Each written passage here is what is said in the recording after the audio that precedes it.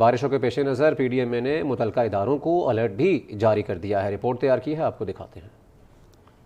پنجاب کے مختلف اضلاع میں مانسون کے بادلوں کی گھن گرج اور بارش کی چھما چھم۔ جہلم، سیالکوٹ، نارووال، ظفروال، شکرگڑھ اور پسرور میں جل تھل ایک ہو گیا۔ موسلا دھار بارش سے جہلم شہر کی اہم شاہراہیں تالاب میں تبدیل ہو گئیں۔ ندی نالے بفرنے سے نشیبی علاقے زیر آب آ گئے۔ ظفروال کے محلہ مصطفیٰ آباد میں سیوریج کا پانی گھروں میں داخل ہو گیا۔